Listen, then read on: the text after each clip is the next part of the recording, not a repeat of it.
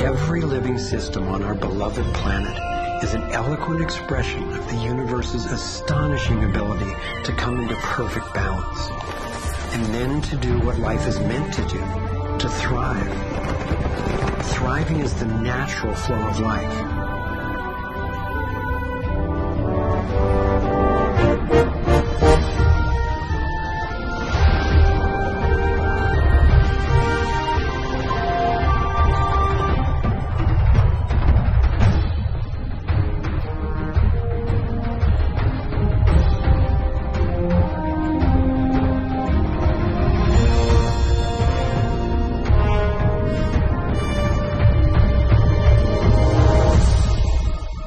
Consider what is surely one of the greatest wonders of all, how a tiny egg and a single irrepressibly plucky sperm can unleash a process that brings forth in the end another one of us, a being of vast ability and unlimited potential, with a brain capable of complex and soaring self-reflection, legs made to dance and run, fingers nimble enough to weave a basket, play a violin, caress a face. If nature teaches us anything, it is that life is meant to work, and that like every living thing, our purpose is to thrive.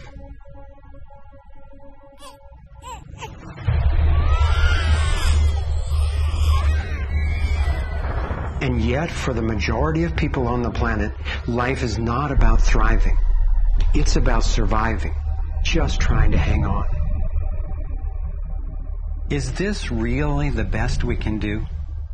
Did the universe labor for nearly 14 billion years only to bring forth a species that would end up as an enemy to life itself and to its own home? I don't think so. My name is Foster Gamble, and I have spent nearly a lifetime trying to figure out what happened. What is happening that could account for the staggering agony and deprivation on this planet? As a young man, driven by the misery I saw and by my fear for our survival, I set out on a journey, seeking to answer questions like, is it even possible for humans to thrive? If so, why aren't we? My research led me to places I never expected to go, revealing surprising discoveries that seemed unrelated at first, but which turned out to be crucially connected, as you'll see. I found a code, a pattern in nature that's been embedded in arts and icons throughout the centuries. I believe this code holds the key to a new source of clean, sustainable energy that could completely revolutionize the way all people live. I came to understand how our economic system is rigged, and I found out what we can do about it. My journey revealed ways we can claim our power to create liberating, healthy systems everywhere on Earth. I have realized that we are not a mistake. We are simply mistaken. We've been blinded to our brilliance, shorn of our strength, ignorant of our genius, unaware of our true power and magnificence. But all that is about to change. I invite you to share with me the highlights of my unlikely journey. I've created this navigator to take us through time and space. Let me show you around.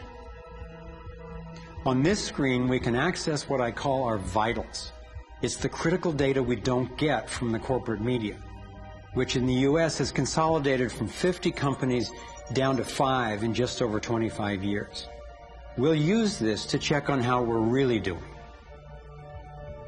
The right screen tracks how to chart a healthy, sustainable course for living on planet Earth. I call these the navigating insights. And this will be our compass.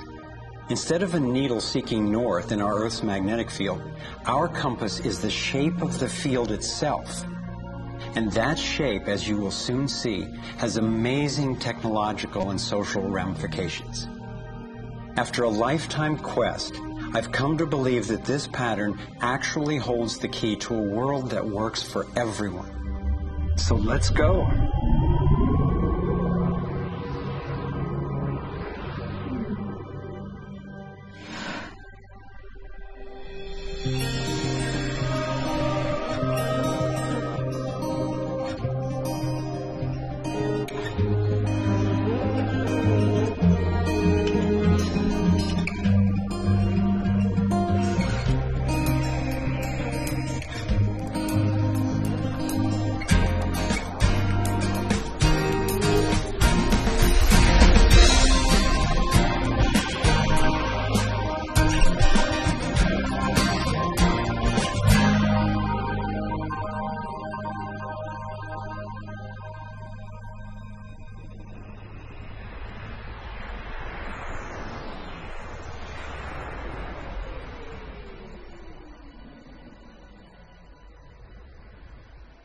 I grew up in a world of privilege and power, attending elite private schools and then Princeton University.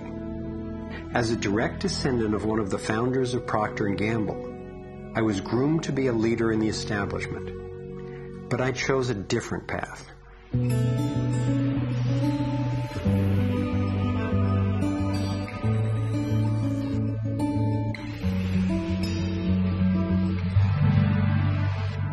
I began to wake up when I was in elementary school. Adults were teaching me that the way to protect myself from a nuclear explosion was to duck under my desk and cover my head. That's when my serious questioning began. A couple of years later, I had a direct experience of universal energy. It happened one day when I was riding on a school bus, gazing out the window. I had a vision of a whirlpool pattern, and I just knew that the flow of energy I was seeing was the same in an atom as in our entire solar system. I felt deeply that I, too, was somehow made of that same pattern. This vision was what originally got me into science, into trying to figure out how the universe works and how we humans fit into the overall pattern of life energy. Years later, I learned that the pattern I saw is known by some in the scientific world. It turns out that in 1921, Albert Einstein got a Nobel Prize for discovering that when energy is released in the universe, there are little packets of wholeness that emerge. This pattern actually tells us a lot about how life evolves. Considering the enduring wonders of creation throughout the universe, and how unsustainable so many of our human systems are, I figured learning how the universe creates and sustains life would actually be quite useful. Each of these little packets of wholeness that Einstein discovered, called a quantum, is made out of its surroundings, but is distinct within it, like a whirlpool in water. These packets are always the same pattern, no matter what size, and they are surprisingly relevant to issues as seemingly disconnected as the wars in the Middle East, the global financial collapse, and how to achieve justice for everyone. We're about to explore how. Mathematicians call this pattern the torus. The energy in a torus flows in through one end, circulates around the center, and exits out the other side. It's balanced, self-regulating, and always whole. I was first officially introduced to the torus by scientist and inventor Arthur Young. Futurist Dwayne Elgin explains how the torus is the primary pattern that nature uses for life at every scale. Evolution means to unfold, to roll out. So the question is, what is the universe rolling out? And what the universe is rolling out is self-organizing systems, and you can see this at every scale. Self-organizing system is a technical term for just a system getting a hold of itself, knowing itself, essentially. And if we go to nature, we can look at and we can see these self-organizing forms throughout. We can see it in the cross-section of an orange, the cross-section of an apple. We can see it in the dynamic nature of a tornado. We can see it in the magnetic field around the Earth, a similar magnetic field around an individual. We can see it in the structure of an entire whirlpool galaxy. We can see it in the structure of a small atom. At every scale, throughout its entire history, the universe has one single project. It's growing toruses. The universe is a torus growing factory.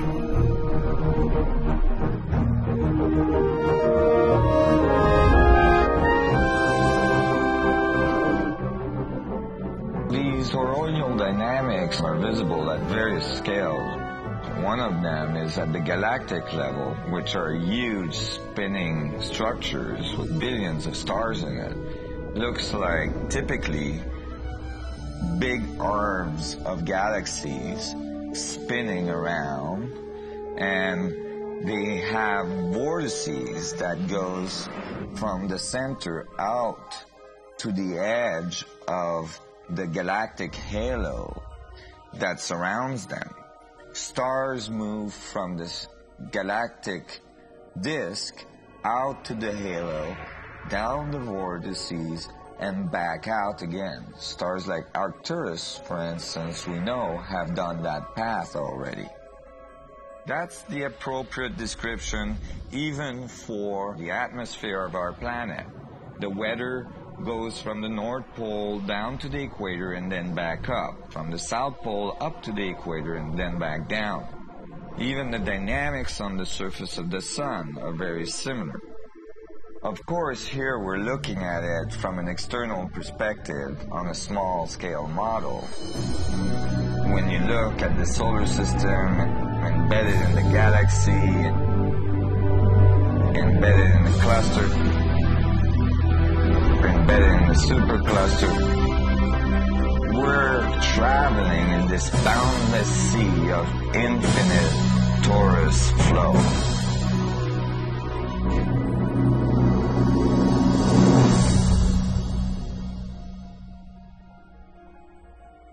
The torus is like the breath of the universe. It's the form that the flow of energy takes at every scale of existence.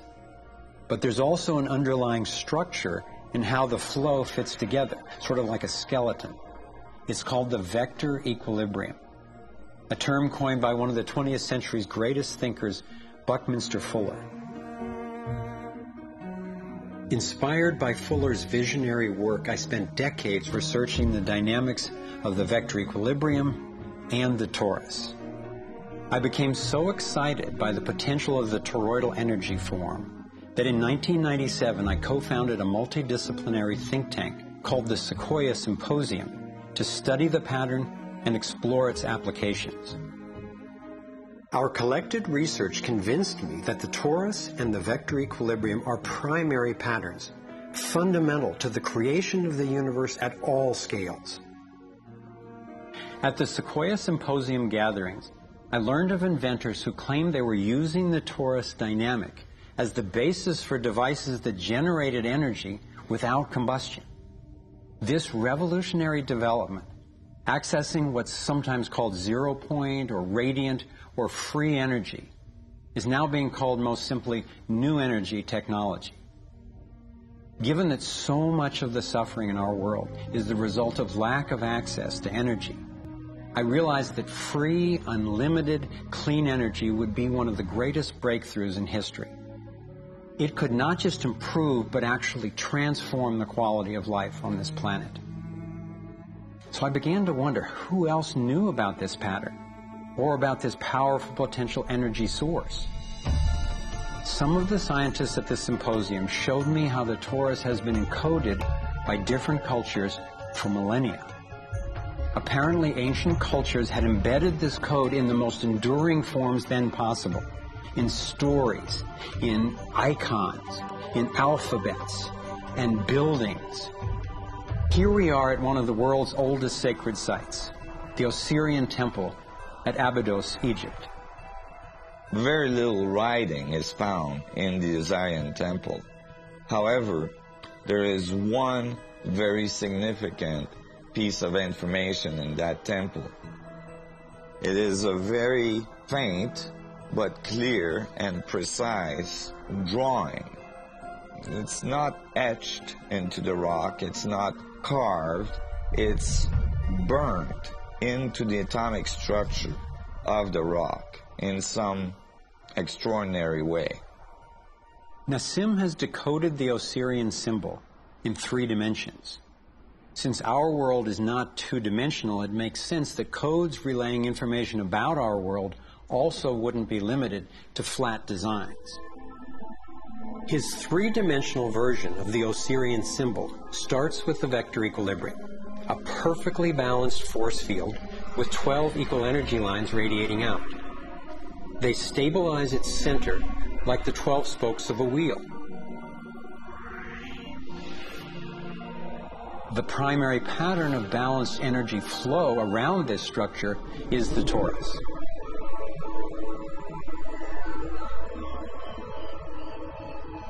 Here we expand to the next larger scale with a total of 64 pyramids called tetrahedra.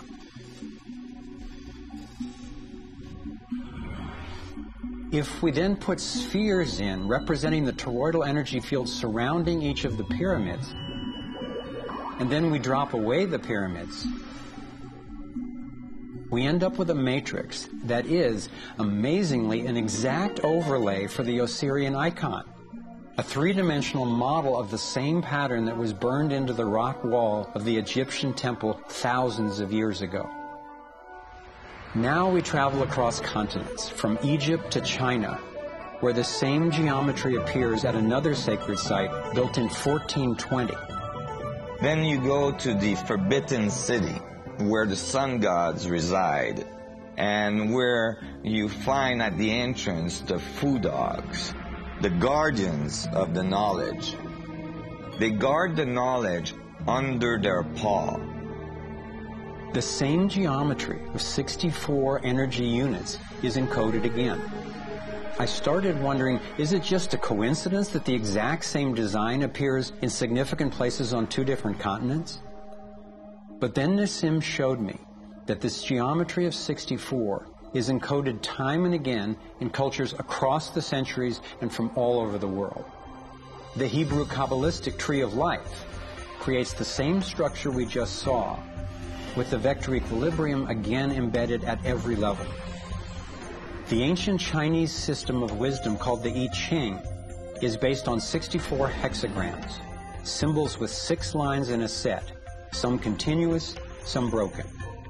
These can be put together as the 6 edges of a tetrahedron, and together would form the 64 tetrahedron crystal.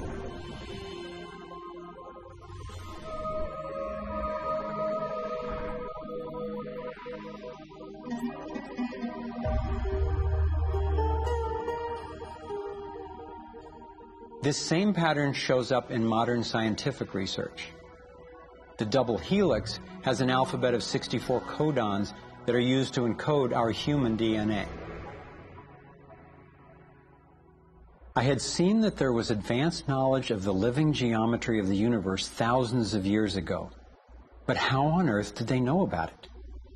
Most of the stories of ancient Egypt and Mayan and Incas talk about sun gods coming to the earth and teaching them engineering and writing and all of their science.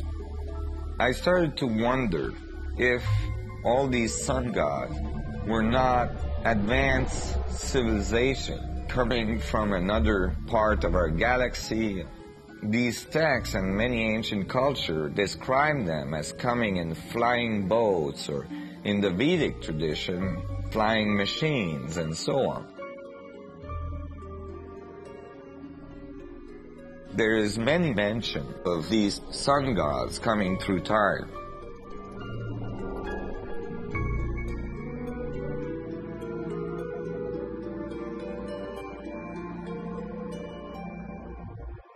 Could these early pilots from beyond our world be the ones responsible for sharing the knowledge of this code? Could they actually be tapping its power to propel themselves through the cosmos?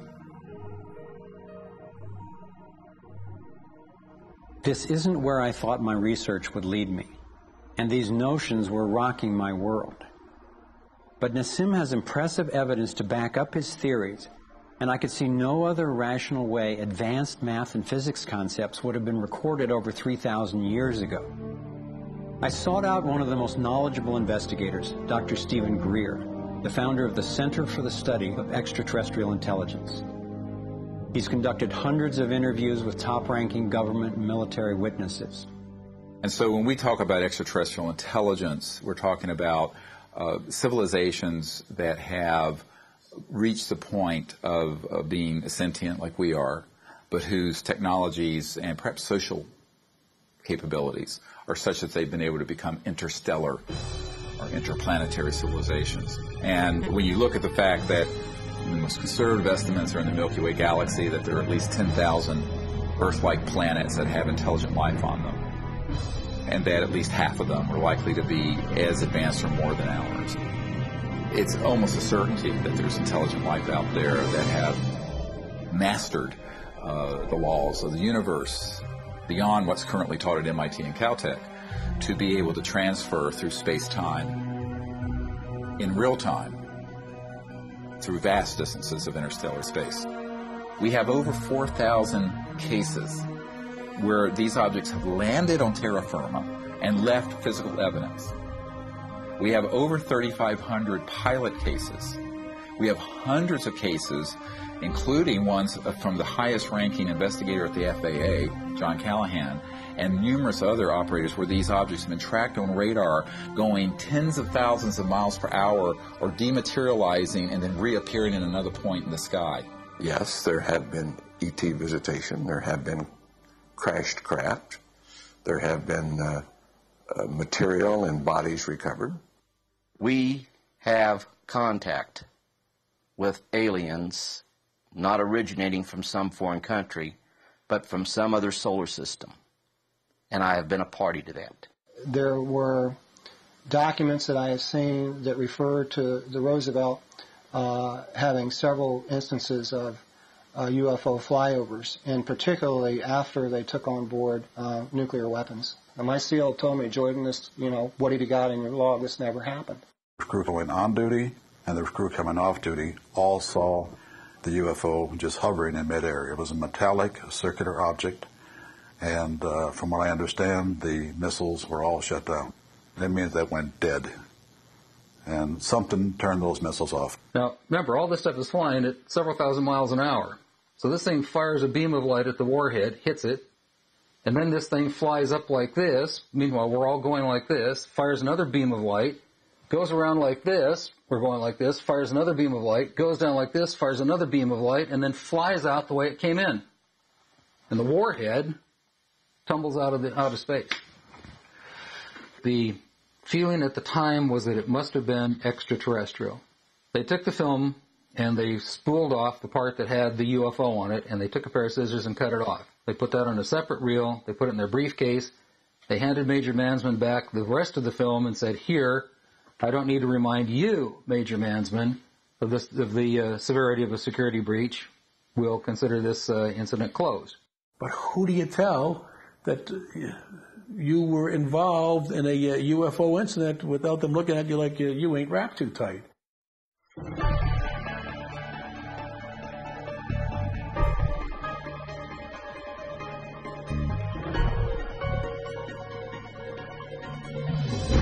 Out of all of the evidence for the existence of UFOs, one extraordinary phenomenon continues to astonish and inspire me.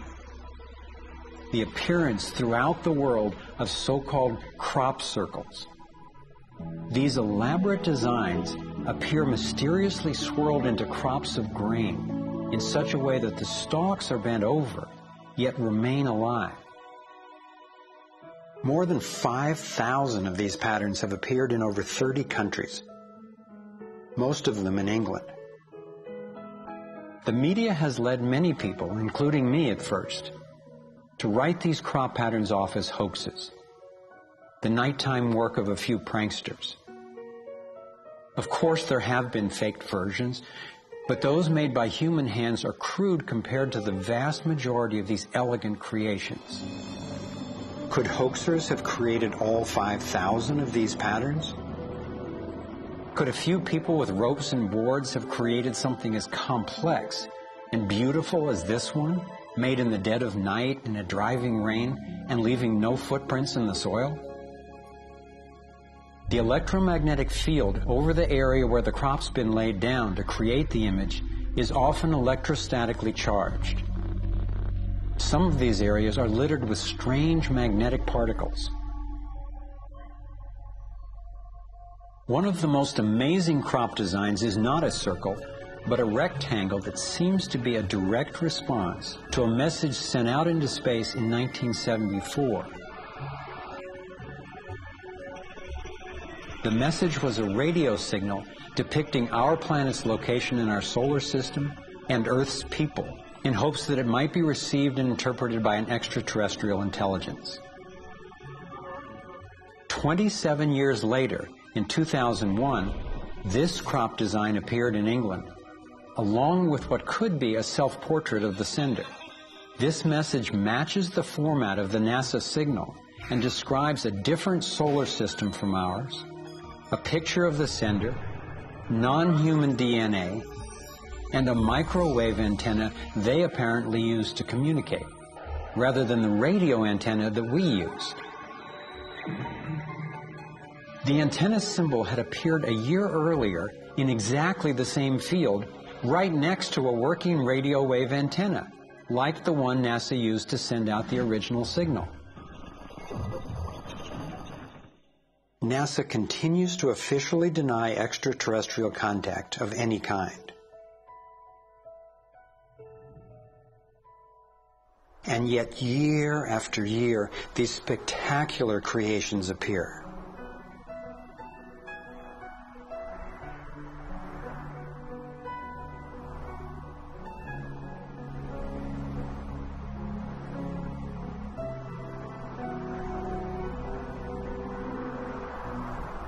So what might these remarkable designs mean?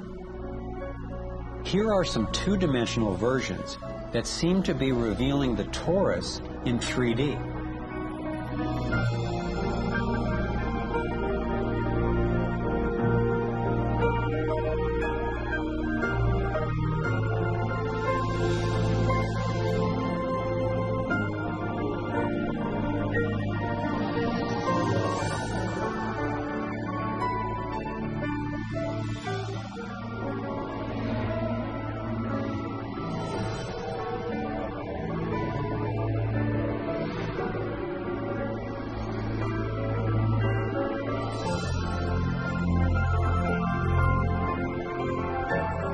And here is the vector equilibrium.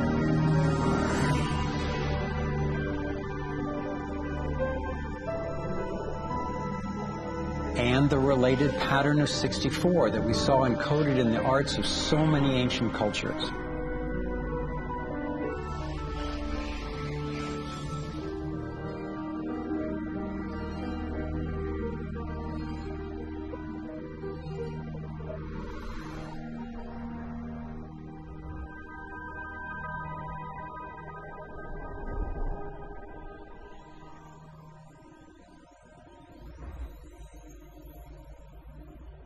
When I saw the coherence between the crop circles and the ancient encodings, I thought regardless of whoever created them and wherever they're from, there must be an important purpose to these designs. They're so coherent. I've come to believe that the pattern of the torus and the vector equilibrium, especially in the form of the 64 tetrahedron crystal, is showing us how energy works in the universe so that we can learn to align with it. I believe that they're giving us a model for accessing energy in a clean, safe, and limitless way, and a new means of propulsion. What more important message could there be to get to us, and especially now, from their perspective, as we're beginning to extend our careless reach beyond our planet? I got further confirmation of this notion when I met Dr. Jack Kasher, a former professor of physics at the University of Nebraska, who has also researched UFO phenomena. Presenting at a Sequoia symposium, Dr. Kasher showed a remarkable series of drawings by a woman named Lane Andrews, who claimed to have been invited onto an extraterrestrial spacecraft. I was startled to see her detailed sketches of the toroidal energy field that she said propelled the vehicle and protected the passengers. I subsequently interviewed James Gilliland. James has many hours of UFO footage from his ranch near Mount Adams in Washington State. He also claimed to have gone on board an alien spacecraft. What blew my mind was that he had never met Lane Andrews and had no knowledge of her experience, yet he described a phenomenon that was amazingly similar: numerous ships with spinning rings of light.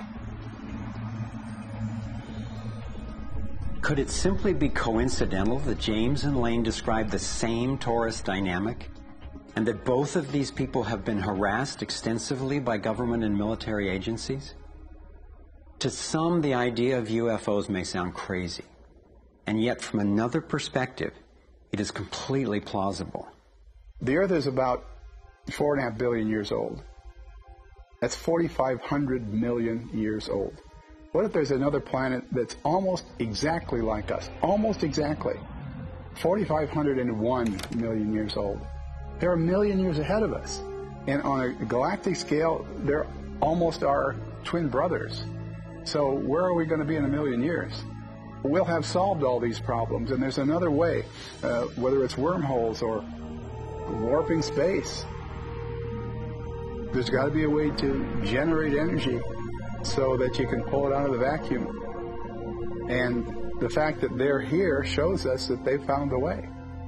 This is a major shock to the human system that is in process.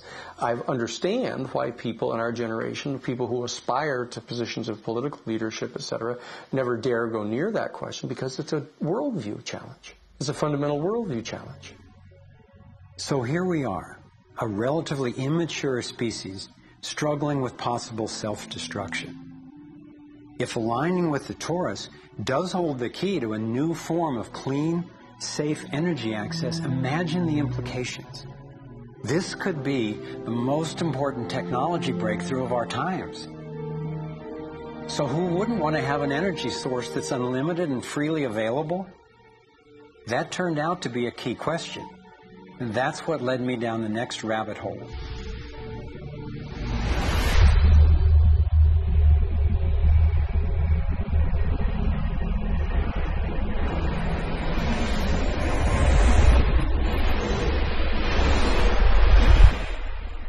It turns out that scientists as far back as the early 1900s have been developing alternative ways to access electricity without combustion. Nikola Tesla believed he had tapped into what he called radiant energy. Many scientists believe he was accessing what's now called free energy. But before Tesla could finish the project, his financier, banker J.P. Morgan, who had a monopoly on the copper used for electrical lines, recognized how Tesla's invention could transmit electricity without wires. He then shut down Tesla's funding. Tesla's lab was burned down and he was ostracized, all for trying to implement his vision of unlimited energy for everyone.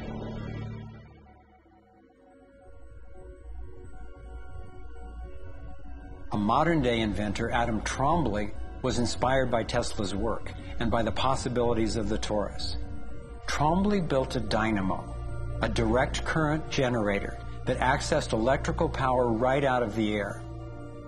We were trying to demonstrate that by mimicking the magnetic field of a planet and rotating this device, we could actually create a dynamo that would work. And in fact, it did work, and it does work. So when we contemplate nature, when we contemplate Jupiter, or we contemplate a dynamo like the Earth rotating in space, we're basically talking about a magnet which is rotating in space.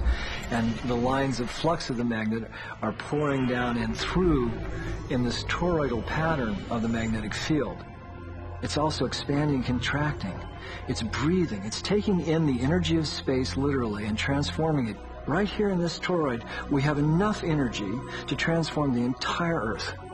And that's not just a theoretical statement, it's literally true. To contemplate the implications of this means that every single place on Earth suddenly has power. Every single person on Earth suddenly has power. We have universal abundance. Trombley had been invited to demonstrate one of his generators at the United Nations and the U.S. Senate. But these events were undermined by the first Bush administration. Then the device itself was taken in a government raid. Trombley's experience isn't unique. Almost every time I found an inventor with a promising new technology in the field of free energy, he told a similar story of suppression.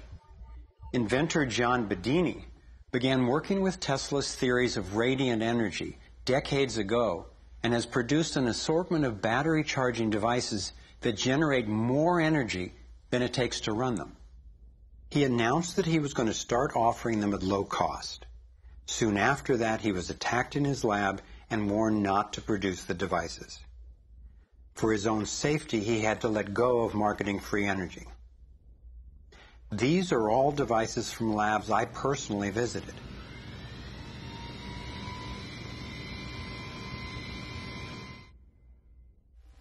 No.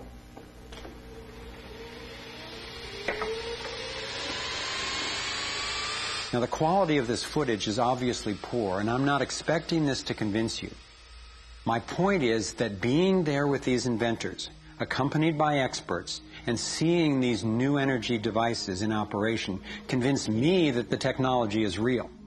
And the implications of that to me are absolutely thrilling. Canadian John Hutchison not only created some free energy batteries, but also used Tesla's theories to counter gravity, to make objects float. This could revolutionize the field of propulsion. His lab was raided and equipment was taken by police and government officials in 1978, 1989, and again in 2000. One of the scientists we were going to interview for this film was Dr. Eugene Malov, an engineer from MIT and Harvard, and editor of Infinite Energy magazine, which covers both theoretical and technological developments in the new energy field.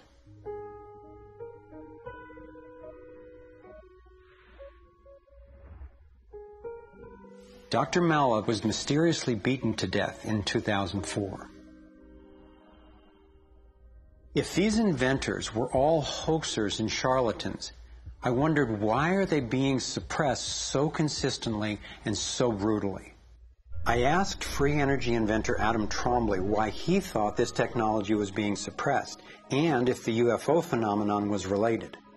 We've had major military people at great risk to themselves say, yes, these things are real. Why do you think the military-industrial complex doesn't want that statement to be made?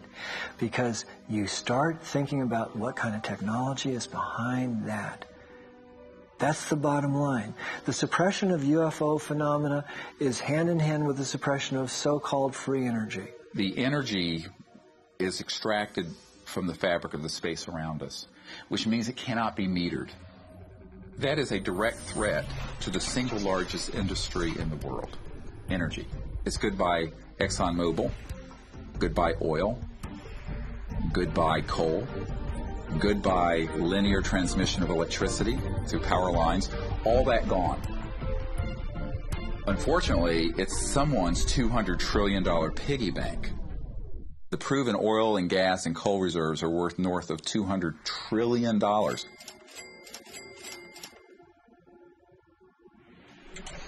This information coming out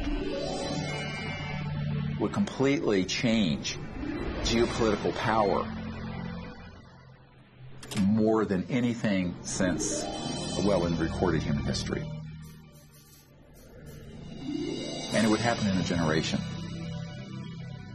I started to examine the breakthrough solutions, and much to my surprise, these concepts have been proven in hundreds of laboratories throughout the world, and yet they have not really seen the light of day. Rather than smashing things together and trying to control the explosion, these new technologies rely on blending, of dancing with what naturally is. The common denominator of all the free energy devices I've seen is that they mimic in one way or another the torus energy shape. You don't have to believe in free energy technology to be concerned about the repression of ideas and inventions. I found myself thinking, what better way to justify our dependence on oil, coal, nuclear, and other dangerous and dirty technologies than to claim there are no better, cheaper alternatives? It was my beloved wife and creative partner, Kimberly, who kept bringing me back to the human implications of my scientific research. For me, as intriguing as the torus and ETs and free energy are, the most compelling question was, would understanding these things really help alleviate human suffering in any way? And it turns out it can. So much of the pain on the planet has to do with the lack of access to energy. Can you stay warm? Can you get food and water? Can you get hospital care? All that has to do with energy access. If there is a fundamental pattern, which makes sense to me that evolution would be efficient in that way, and we can align with that pattern to create new technologies that will solve these problems, then it's worth it to me to open my mind to these socially taboo subjects. If the new energy technologies were to be set free worldwide, the change would be profound. It would affect everybody. It would be applicable everywhere. These technologies are absolutely the most important thing that's happened in the history of the world. So given the stakes, I decided to ask who's benefiting from suppressing scientific research? Whose wealth and power are threatened by access to clean, free energy? Who has a motive to set up a world where so few have so much and so many have so little? As an independent researcher, I followed one of the cardinal rules of investigative journalism. If a story doesn't make sense, follow the money.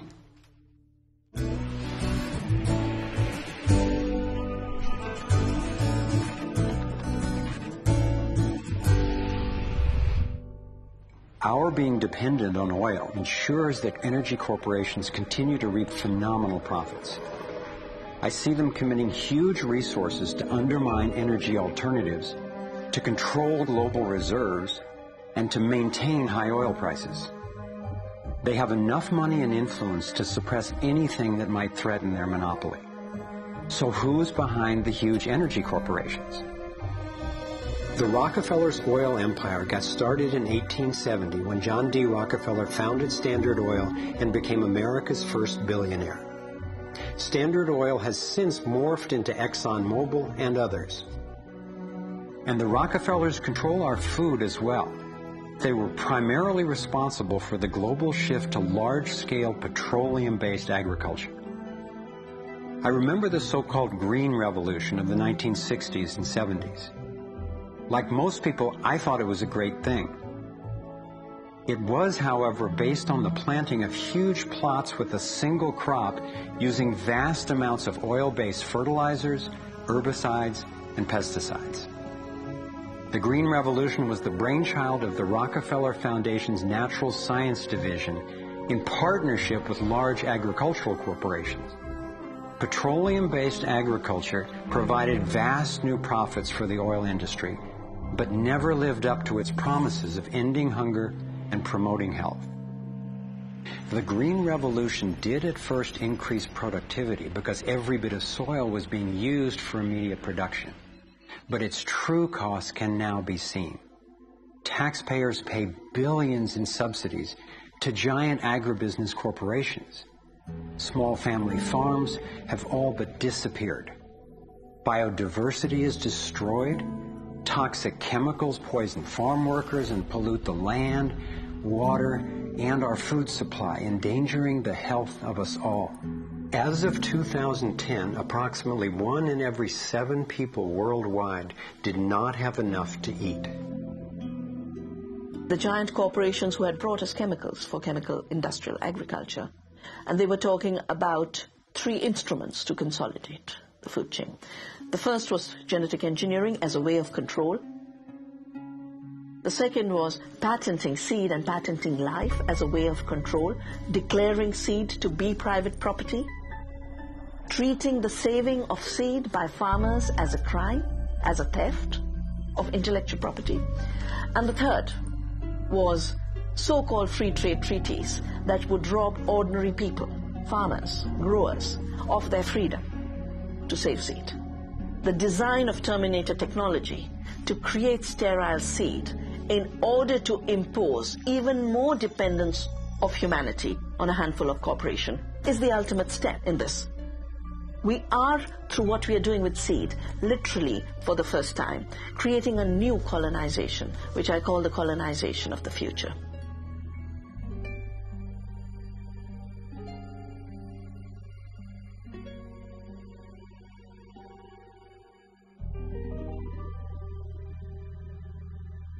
So in 2 crucial areas, energy and food, the same elite banking families and their corporations have taken control, and the consequences have been devastating. For me, it was overwhelming at first to discover such a monopoly of influence, but I knew it was important. Like learning you have a tough but treatable disease. It helps to understand what's causing it and how it operates if the goal is to cure it. So I continued my investigation. If oil and food are controlled by the big banking families, where else does their influence show up? As I followed the money, I began to see this same pattern of control in just about every area of our lives. And I always found the same families in charge, either directly through their banks and corporations or indirectly through their major foundations. Again, it was the Rockefellers who created the National Education Association with help from the Carnegie Foundation and later from the Ford Foundation. What the captains of industry wanted from our schools was an obedient and docile workforce who would be manageable employees and eager consumers.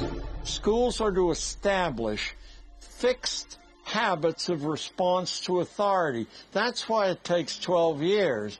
You're to respond reflexively when anyone in a position of authority tells you what to do.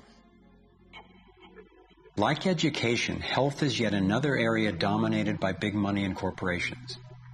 The American Medical Association, for example, is largely funded by the Rockefellers, who use their funding to influence AMA research and decision-making.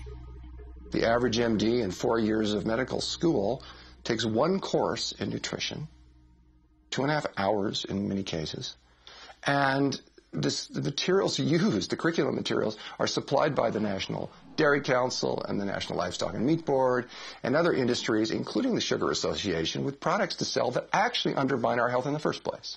Unfortunately, the way the system of medicine is set up, medical education is primarily, funded by pharmaceutical companies. So there's a motive to make and sell as many drugs as possible. It's also a very time-effective way of making money for the physician, for the pharmaceutical company, for the whole medical establishment.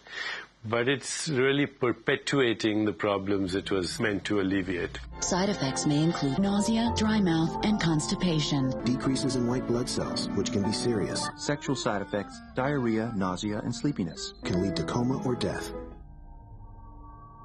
How far will these forces go to make a profit? Would they actually suppress cures for diseases the way they've suppressed free energy technology? Sadly, my research has shown me the answer is yes. One well-documented example is the case of Dr. Royal Rife. In the 1920s, Dr. Rife invented the most advanced microscopes of his time. He also developed a new technique he called coordinative resonance, which was apparently able to destroy cancerous tumors as well as viruses. In 1934, in clinical trials affiliated with the University of Southern California, Rife's treatment was tested on 16 terminally ill cancer patients. Within 3 months, they were all successfully cured. Soon after, a lab testing Reif's technology was burned down and a frivolous lawsuit was filed. Through the efforts of Morris Fishbein, head of the Journal of the American Medical Association, Reif was essentially shut down and ruined, his brilliant and promising work all but forgotten. It was really hard for me to consider that someone might actually be suppressing cures. And cancer has run through my family like a raging river. I found out that it's all about patents. If a pharmaceutical company can patent and make money from treatment, especially one that we have to keep on using, then that's what we get. Otherwise, we don't even hear about it. It's not just Reif who got shut down. Reen Case had an old Indian Ojibwe formula that was effective. Harry Hoxsey and Max Gerson had natural remedies that worked. But you know, if you go and you look them up, the AMA makes them sound like complete quacks. And that's where following the money has been so helpful, because the same powers who control the AMA and their research and funding control the pharmaceuticals. So there's a multi-trillion-dollar financial incentive to suppress cures that can't be patented. Knowing that cures exist has not taken away the anguish I feel from losing so many people I love to cancer. It's given me something really satisfying to do with the pain.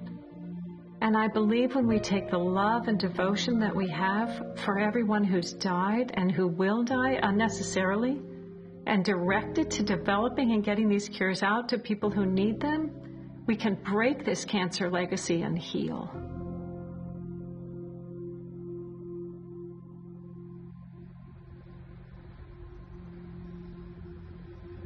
As difficult as it was for me, I have come to an inescapable and profoundly disturbing conclusion. I believe that an elite group of people and the corporations they run have gained control over not just our energy, food supply, education, and health care, but over virtually every aspect of our lives. And they do it by controlling the world of finance, not by creating more value, but by actually controlling the source of money. When I followed the money, I found that it took me up the levels of a pyramid. Here we are at the bottom level going about our daily lives. Above us is government, people who are given a monopoly on force and use it to tax and control us whether or not we agree. But who controls them? At the next level are the corporations. Many would say that it is now corporations and not nation-states that rule the world. They call it a corporatocracy. To acquire the world's resources and control the markets, this corporatocracy must have access to cheap money. The big corporations get their loans at special rates from the big banks, which means that those who control the major banks, the moneyed elite, ultimately control the corporations.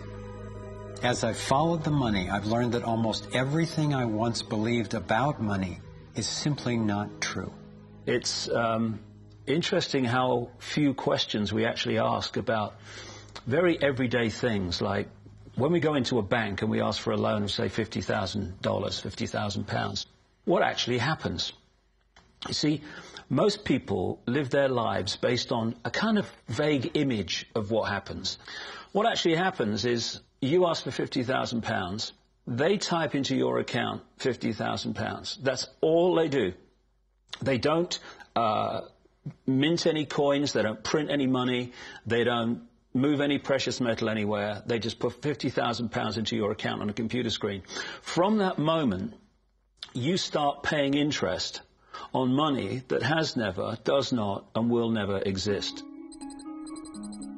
It turns out that banks actually have about 9 times as much money loaned out as they have on reserve in their vaults. This is possible because of what's referred to as fractional reserve lending.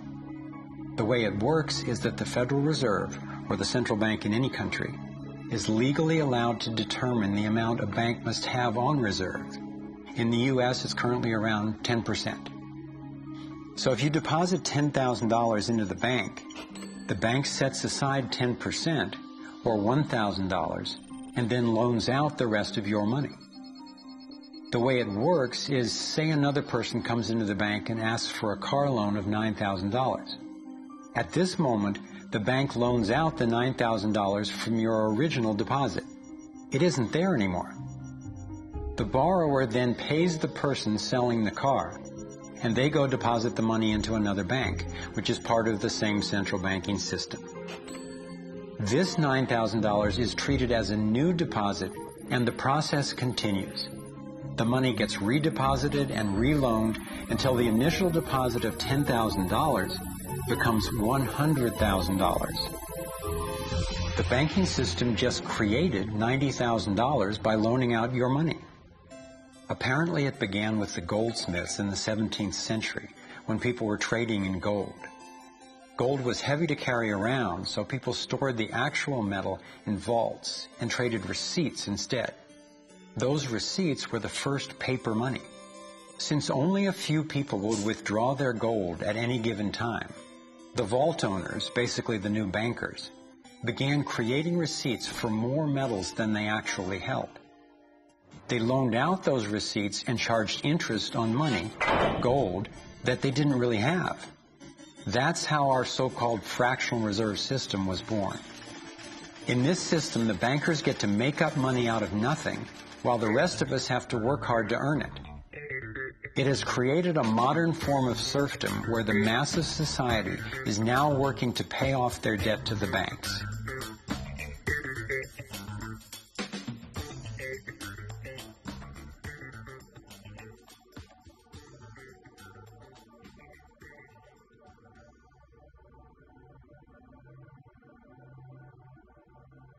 Under this fractional reserve scheme, we inevitably become debt slaves to a ruling class of financial elite, not because they are better or smarter than anyone else, but because they have rigged the system to benefit themselves at the expense of most people on the planet.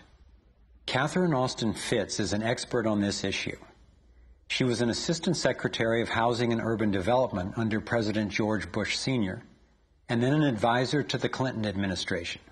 Let's set up a game of Monopoly and you want to buy Park Place. What I can continually do is just print money, give myself more money, lower the value of your money by printing more. No matter how hardworking you are or how successful you are, I can always end up buying you for free. So how come if you or I make up money, it's called counterfeiting, but if the banks do it, it's increasing the money supply? How did the banks get this power? This is Jekyll Island, where in 1910, representatives from the Rockefellers, Rothschilds, Morgans, and other private bankers gathered secretly to draft the legislation that would create the Federal Reserve. Ed Griffin literally wrote the book on what happened at Jekyll Island. Central banks are banking cartels which have gone into partnership with the respective governments in the countries where they operate. And they've been given monopolistic power over the creation of the nation's money supply. That's what the politicians handed to them as a gift, you might say, for the partnership. Now, in return, what do the bankers do for the politicians? They promise to create money out of nothing, now that they've got this legal power to do it, anytime the government needs it. And since 2008, we've witnessed the greatest fake money printing run in recorded history. This financial sleight of hand disguises the costs, hides who's to blame, and leaves us as debt slaves working to pay off the bill. I found it revealing that in the same year the Federal Reserve was founded, 1913, the Internal Revenue Service was also established. An income tax was then instigated so you and I would have to pay the politicians' debt plus interest to the bankers. The problem is we have a privately owned central bank system in the United States disguised as a government-owned system. Now, if you look in the telephone book here in the Washington, D.C. area, you look up for Federal Reserve in the blue government pages, it's not there. It's in the white pages right next to Federal Express. It's a privately owned central bank. What is the proper relationship, what should be the proper relationship between a chairman of the Fed and a president of the United States? Well, first of all, the Federal Reserve is an independent agency, and that means basically that there is no other agency of government which can overrule actions that we take. There is no other agency of government which can overrule actions that we take. We have a private bank that prints money on behalf of the Treasury. The Federal Reserve prints money on a debt-based system which creates scarcity. But it puts a group of insiders in a position of having access to all the data about the economy when we don't. So you have a small group of bankers who understand the data on how the money works in the economy, and it gives them the ability to print money in a way that the insiders are protected and everybody else is drained. Catherine went on to compare a healthy economy to a vibrant torus, balanced, freely flowing, and energized throughout, in contrast to what's happening in our current economy. What you have is a system that's very dynamic, and it's trying to optimize. But intertwined in the core of it, you have a tapeworm. The way a tapeworm works in your body is it injects a chemical into your body that makes you crave what's good for the tapeworm and bad for you. You have a parasite that's very much manipulating and engorging itself at the expense of the whole. We live in a tapeworm economy where the financial elite are the tapeworm and they're feeding on us. And they don't like it when people blow their cover. After Catherine began exposing government corruption at the highest levels, the FBI raided her company and seized its assets. She was dragged through the courts for 10 years before being found innocent. So we've got the Federal Reserve, a privately owned corporation with a monopoly on creating money, but with no accountability, backed up by a government with a monopoly on force. The country got sold on the Fed as an institution that would help stabilize the economy and remain independent of politics. But in fact, in close to a century of existence, the Federal Reserve has done just the opposite. Since they took charge, we've been robbed through inflation, and the purchasing power of the dollar has declined more than 96%. And the wealth gap makes it clear most of the money is going to a very few.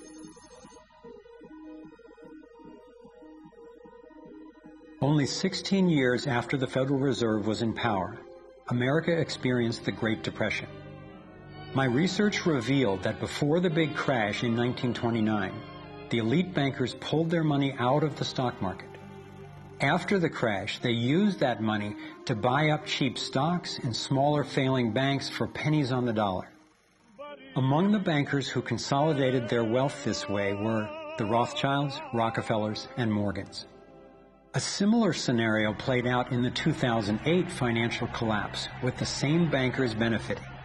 In the years leading up to the collapse, the biggest banks, including Bank of America, Citigroup, and Chase, controlled by the Rothschilds, Rockefellers, and Morgans, were bundling and trading bad loans that they knew would eventually fail.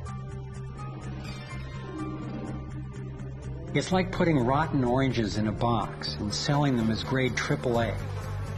The bundlers of the debt knew it was only a matter of time before someone would open that box and see that the content was worthless, since they were the ones who packed the boxes in the first place.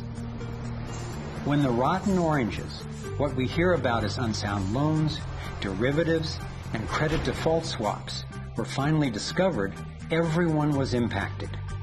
People lost their homes, their jobs, their businesses, and their retirements.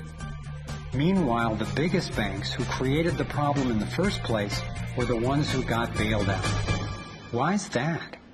Why would the Federal Reserve give trillions to the banks, even though the majority of Americans were against bailing them out?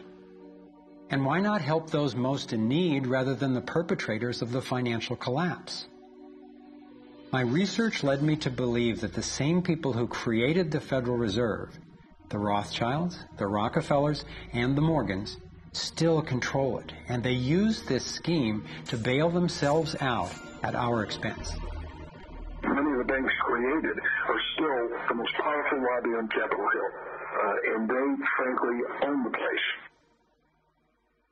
I'm convinced that the near collapse of the economy in 2008 resulted from an orchestrated pump and dump scheme designed and executed by the big bankers to consolidate wealth and power. David Icke explains how he sees the Federal Reserve rigging the so-called business cycles. Stage one, it's like throwing a fishing line out. Stage one, you put lots of money, units of exchange, into circulation. You do this by pushing interest rates down, by making lots of loans. This is the part of the cycle we call a boom. Because there's lots of units of exchange in circulation, there's lots of money changing hands. That generates lots of economic activity. That generates jobs. And as more and more money is spent, there's more demand, so companies take out more loans of fresh air money to increase their production. People get confident in their everyday lives. Hey, you know, I work for this company, they've got lots of orders, it's really going great, my job's safe, I tell you what, we can have a bigger house. Then they start to change it. What they do is they pull the fishing line in. They push interest rates up. Now, fewer people, are taking out loans, and they make the criteria for having a loan from the bank stronger anyway. And also, now, as interest rates have gone up, a larger part of people's income is going to pay back the extra interest and not being circulated in buying things. Suddenly, there's nothing like as much money in circulation, and therefore, fewer things are being bought. Companies start to go down in terms of their profits. They start to shed jobs, and they start to go out of business. People lose their jobs. They can't pay the mortgage anymore of the big house they took out in the good times. Now what the banks are doing is starting to reel the fishing line in, because as they go bankrupt, companies and individuals, the banks get the real wealth, the property, the land, the resources that they had signed to them for lending merely figures on a screen. Now this economic cycle of fishing line out, fishing line back, lots of units in circulation, pull them in, has been going on for centuries. And what it's done, it's stolen and accumulated the real wealth of the world in the hands of the few.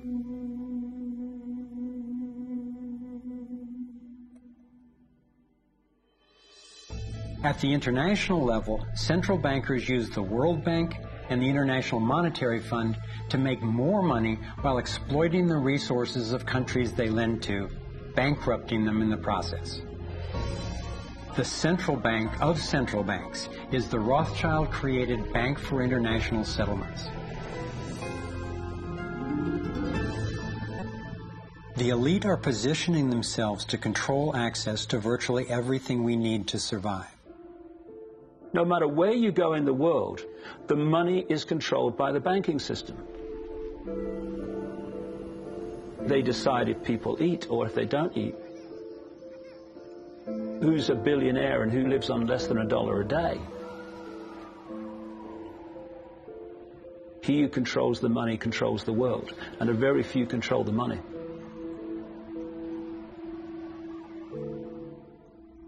At this point, my view of the world had been turned upside down. I was struggling with the realization that the failure and suffering of so many is actually success and fulfillment for a few. The elite central bankers who fooled the world into letting them create money. They already have vast fortunes, so what is their end game? What is their ultimate agenda?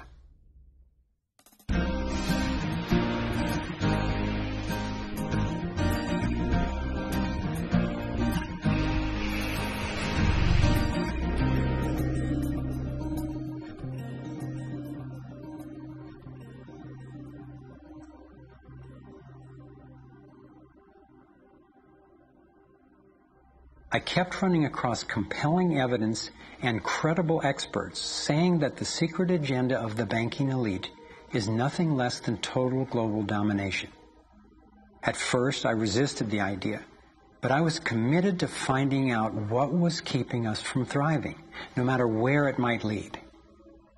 One night I woke up at 3 a.m. with the burning question, If this small group wanted to dominate the entire world, what would they need to control to accomplish it?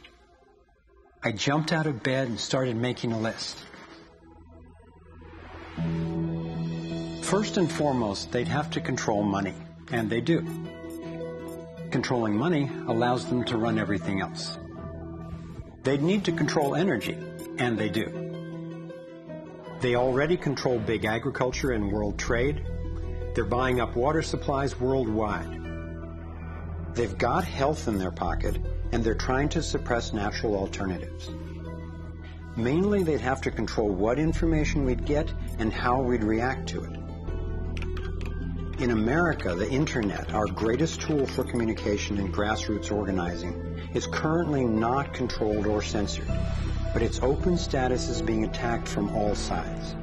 Governments, corporations, and the United Nations are all attempting to take control. For complete domination, dissent has to be controlled. They'd need to take away our rights, spy on ordinary citizens, and track every aspect of our lives. As the day dawned, I knew that a powerful elite had almost everything set up to rule the world. And I had the frightening realization that Big Brother is not just coming, he's here now. We are already in the Matrix. So how do we get out? To envision that, I realized I needed to discover what their ruling structure looks like and how it works. A relatively small group of families, especially the Rothschilds, Rockefellers, Morgans, and Carnegies, along with the Harrimans, the Schiffs, and the Warburgs, have been leading the controlling elite in the West for generations. I'm not implying that every individual in these families is aware of or active in the global domination agenda. However, I'm convinced the heads of these dynasties control the corporate and banking interests that carry out the sinister scheme that is destroying so many lives. Those secretly driving the agenda have been known by many names. Leaked reports confirm that they meet throughout the world, behind closed doors, to discuss their agenda. Then, like clockwork, their plans begin to show up in the media, finance, corporate, government, and military arenas. Of course, not everyone involved in these groups is in on the decision-making. There is a hierarchy of knowledge and participation. One of the primary symbols of the controlling elite is the all-seeing eye. It's on the dollar bill. It's on the American mass surveillance system initially called Total Information Awareness. It's on the British intelligence agency MI5. And it even oversees the Supreme Court complex in Israel, designed and funded entirely by the Rothschilds. I believe they've taken the majestic image of the Cheops pyramid and its legendary metallic capstone and perverted the meaning to represent those at the top being able to track and control all those under them.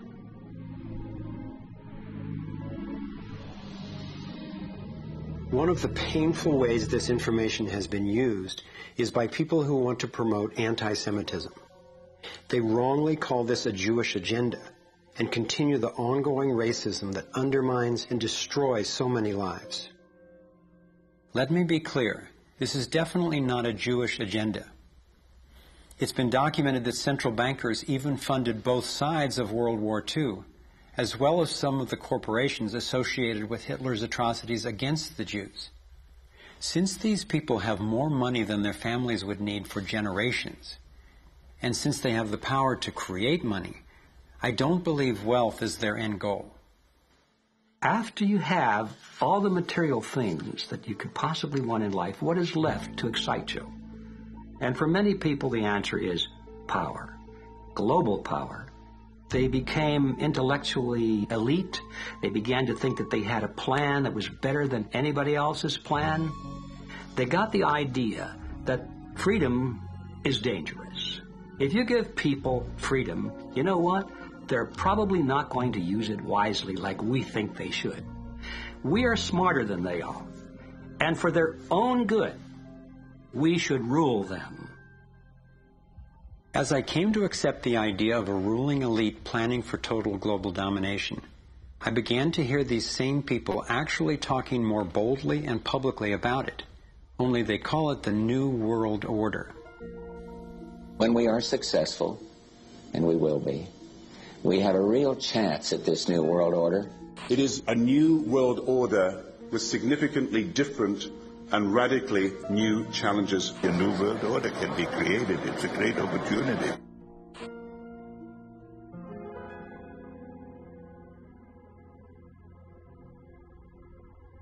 Given the condition of our world, a new world order can sound like a great idea, but I had to distinguish between what I was discovering about global domination, a one-world government run by an elite few, and the reality of our global interconnectedness, which is the realization that at a fundamental and even spiritual level, we are not separate, we are all connected. But the agenda for global domination is really the exact opposite.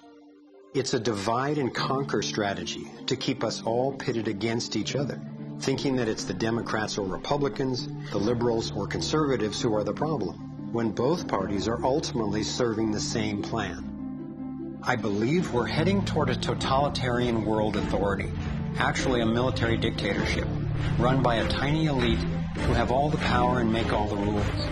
If they succeed, there'll be nowhere to run, nowhere to hide. Think about it. The whole notion of conspiracy has been so ridiculed that it's socially challenging just to consider it. And there's always a reasonable sounding story to explain any one incident on its own. I personally used to try to justify how the same people consistently ended up with more money and more control by thinking they must just be taking advantage of the situation, but not actually causing it. But after nearly a decade of putting the issues and the evidence together, I am convinced it is not random, and that a few very powerful banking elite families and their political and corporate partners do have an agenda to dominate and control the rest of us. Once I got the reality and the scope of the agenda, I really had to think, how much do I want to know about this? Do I want to focus on the worst of what human beings are capable of? I decided it is worth knowing who these people are and how their organizations operate, because on the other side of the rage and the sadness are clarity and strength, the power we have to focus our efforts effectively now that we understand what's really going on. The greatest prison that people live in is the fear of what other people think. What happened to me as a result of all the ridicule I went through is that I stepped out of the fear of what other people thought. And it's only when you do it that you realize what a prison you lived in before. And what it gave me was a personal understanding of how easy it is for a few to control the many. All you have to do is dictate the norms in society. What is considered right and wrong, moral and immoral, good and bad, sane and insane, possible and impossible. And you build what I call a hassle-free zone. And if you live your life within that zone of perception, belief, and what you say and think, then people will leave you alone because you're normal. Once you step out of that pen and you start to express your uniqueness, what the Illuminati have created is a whole human population of prison warders who are jumping on those that are stepping out of the norm. And it's interesting, when you get to the edge of that hassle-free zone in what you say and you think, you're not thinking, if I do, what about the head of the World Bank? What's he going to say if I do this? No. We're saying, what will my mother think? What about the guys down the bar and the people at work? What will they say? And what the Illuminati have done by creating the norms, they have created an absolute army of people to impose those norms on each other. Their grand strategy for global dominance is already being implemented. They are carving up the world into superstates that transcend national boundaries so that we are easier for them to manage. They have already established the European Union and the African Union. Politicians from the United States, Canada, and Mexico, under the title of the Security and Prosperity Partnership, have been working on the northern part of what could arguably be called plans for an American Union. This has been going on for years without citizen or congressional consent. A Pacific Union is already in process. This is the organizational chart for global tyranny, the structure for complete control. Here are two of the most powerful men in Europe talking about moving to a single world government.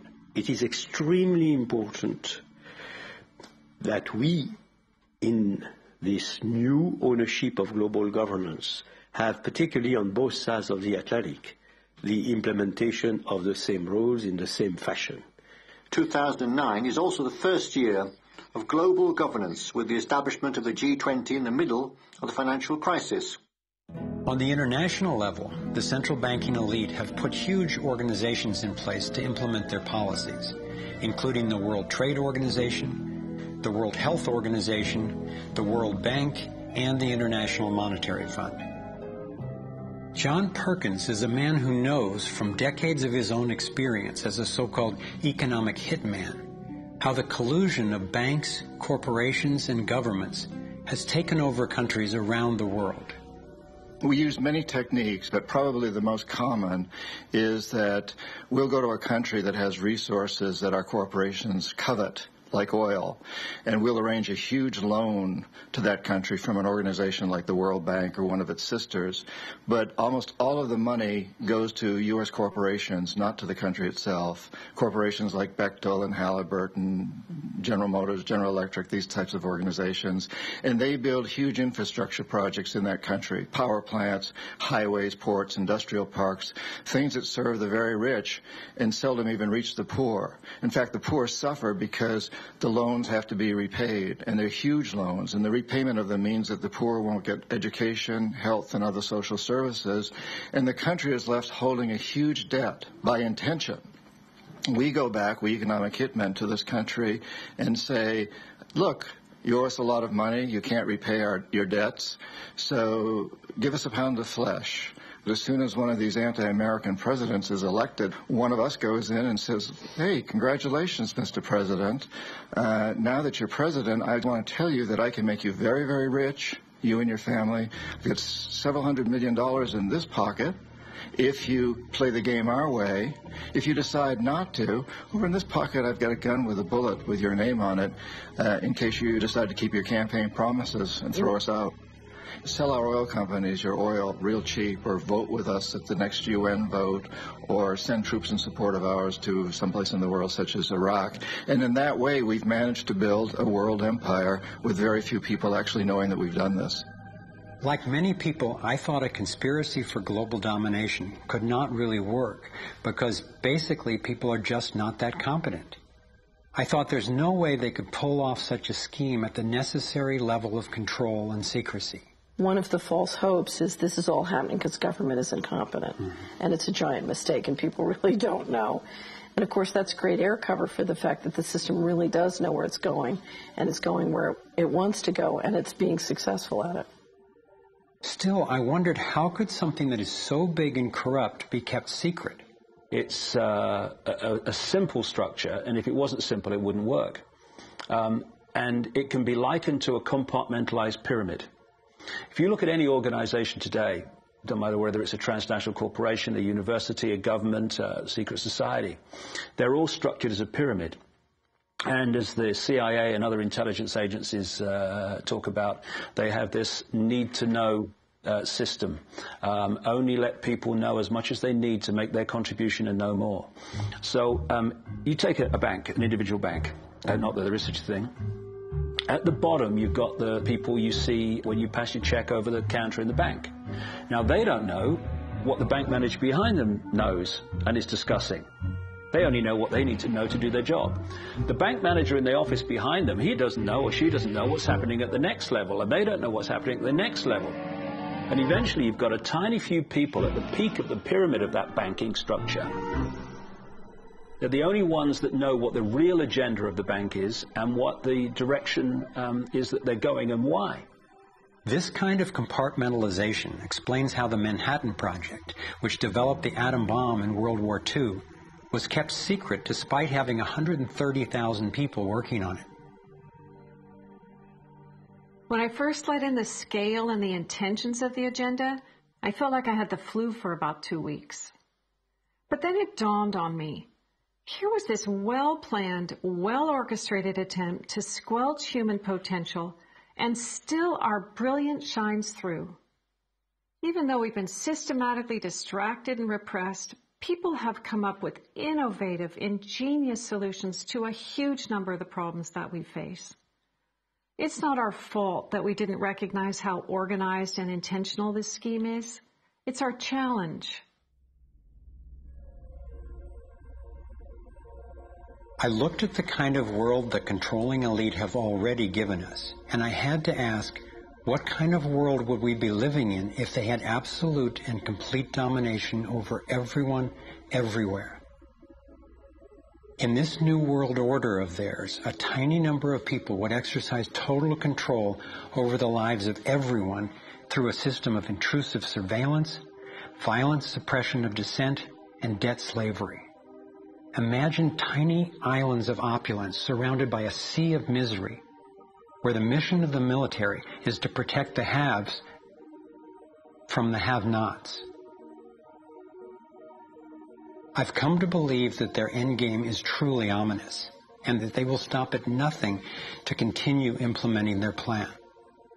As difficult as it may be for Americans to accept, I'm now convinced the agenda of the global elite includes destroying the financial strength and sovereignty of the United States. With its history of free speech and armed revolt, America represents the major hurdle to global consolidation of power. If they can succeed in bringing down this country, I believe the international elite intend to transfer the power and productivity of Americans to their one-world dictatorship, gradually taking over our lives in what David Icke calls the totalitarian tiptoe. Think about it. They've got us so deep in debt we can never repay it. They're collapsing the dollar, and they're attempting to replace it with a global IMF currency. This press for a global cashless electronic currency would enable a central authority to financially disable any individual or group in an instant. Now, for the first time in history, international taxes are being proposed under the pretense of addressing climate change. Like a Trojan horse, the suggested treaty unveiled at the 2009 Copenhagen Climate Conference appealed to our concern for the environment while distracting us from the fact that this unprecedented carbon tax would be paid to the World Bank and enforced by global police.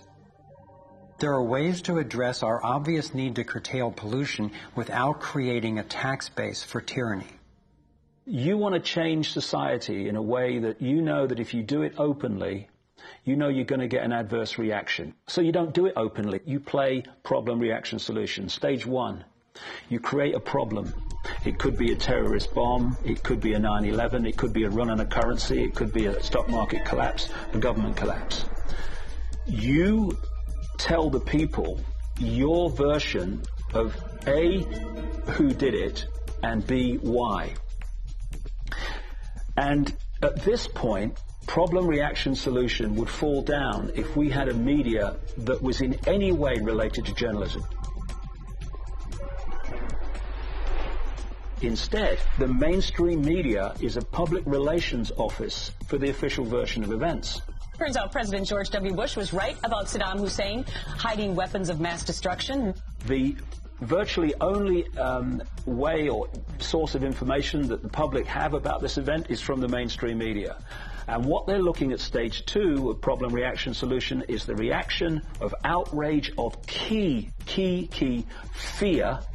And they want the public to say to the government, something must be done, this can't go on, what are you going to do about it? And this allows stage three, which is those who've created the problem, glean that public reaction with a false story, to then openly offer the solutions to the problems they have themselves created. The idea of using tragedy, manufactured or simply utilized, was deeply significant in my finally understanding how far these people will go to achieve their goals. It's a documented fact that we entered the Vietnam War under false pretenses.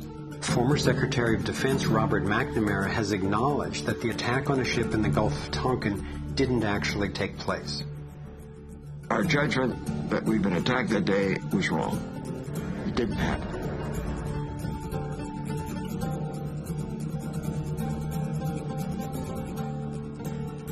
More recently, former President Bush used non-existent weapons of mass destruction as a pretext for invading Iraq. Tactics like this are sometimes referred to as false flag operations. An increasing number of people believe that 9/11 was a false flag operation by the global elite in order to set the stage for taking over Middle East oil and dismantling U.S. constitutional protections. There are lives in the valleys. There are people under fire. There are children at the cannon. There is blood on the wire. There is blood on the wire. There is blood on the wire. There is... Most of what's needed for a police state is actually already in place. Right now in America, any of us can be imprisoned without warning or due cause, and we can be kidnapped, tortured, and assassinated legally if the government decides what we are doing is a threat to their plan. All they have to do is name us as a suspect in their so-called war on terror.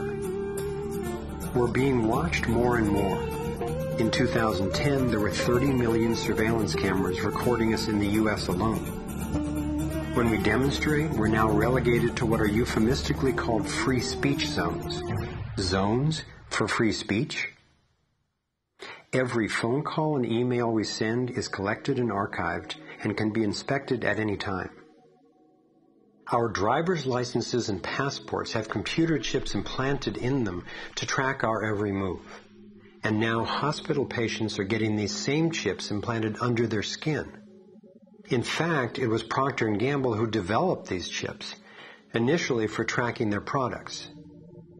It's always offered as a way to help, but even an assistant director of Central Intelligence has admitted it's an entry point to getting all of us chipped for better tracking and control. These would-be controllers, through the U.S. Space Command, have outlined a plan called full spectrum dominance. Sophisticated satellite surveillance, as well as directed energy and laser weapons, which are already developed, have the ability to target dissenters anywhere on Earth. I believe they are also trying to ensure they can deal effectively with any resistance. FEMA containment camps and railroad cars with shackles have been recently constructed or refurbished all over the United States for use in what officials call times of pandemic or civil unrest.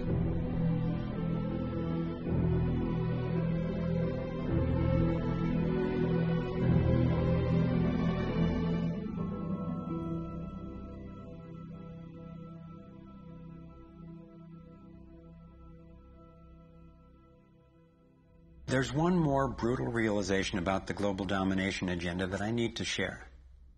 This was a horrible one for me to grasp, but without it, this inquiry would be dangerously incomplete, and our solution strategies would be inadequately informed. In my research, I came across convincing evidence that their plan actually includes the elimination of the majority of the world's population. As sick as it sounds, it makes sense that they would be better positioned to succeed in their quest for absolute control if there are fewer of us to manage. Every time I've thought they wouldn't do that, I discovered I was wrong. I found startling documentation that eugenics is one of the core pillars of their plan.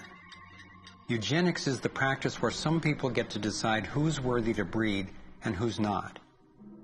Sterilization is one of the many insidious ways this covert plan is being implemented. In 1904, the Carnegies funded the first eugenics laboratory in Cold Spring Harbor, Long Island. The Rockefellers funded involuntary sterilization of people of color through their eugenics programs, and funded the Kaiser Wilhelm Institute in Germany to further the racial supremacy agenda later adopted by Hitler. In 2007, the U.S. Department of Agriculture and Homeland Security funded a proposed project to aerial spray over 7 million people in urban areas of Northern California. After citizens organized against the plan, officials were forced to reveal that the spray included multiple toxins that can cause disease and disrupt the reproductive cycle. Fortunately, civil resistance stopped the project. The U.S. government has been caught over 30 times covertly experimenting with toxic chemicals on its own citizens, from soldiers, prisoners, and Native American reservations to entire towns and counties. Mass covert sterilization of women and girls, usually using secret additives to vaccines, has been exposed in Brazil, Puerto Rico, Nicaragua, Mexico, and the Philippines. These have been under the auspices of such programs as John D. Rockefeller's Population Council, the U.S. Department of Health, Education, and Welfare, where Nelson Rockefeller was undersecretary, and the Rockefeller-founded World Health Organization. Novartis and Syngenta, in cooperation with the U.S. Department of Agriculture and the Department of Defense, have field-tested a spermicidal strain of GMO corn that would render male consumers infertile. This was quietly announced as a contribution to the world overpopulation problem. The list goes on and on. Right now, global human fertility is plunging. I'm convinced that this is no accident. For me, being willing to consider and research a direct depopulation agenda was critical to my getting the whole picture and to generating responses that could be sufficient to the task we face. I know this may sound crazy, but imagine that it's 1932 and we're in Germany. If I told you that in the next decade millions of people would be exterminated, you would say impossible. No one would do such a thing.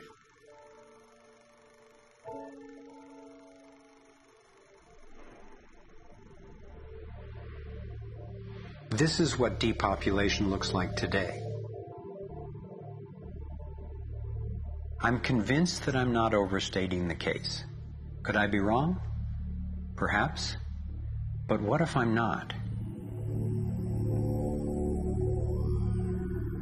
We are at a critical fork in the road in human evolution. One road is leading toward tyranny and possible self-destruction. The other would lead us to a peaceful, healthy civilization based on honoring the rights and freedom of every single person on the planet.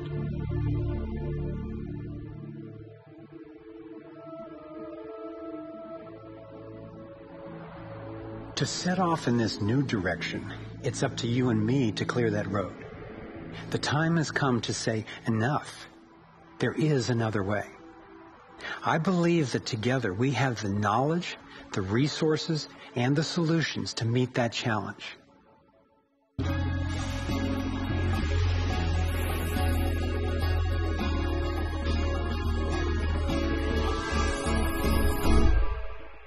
I see this process as nothing less than a struggle for the soul of humanity.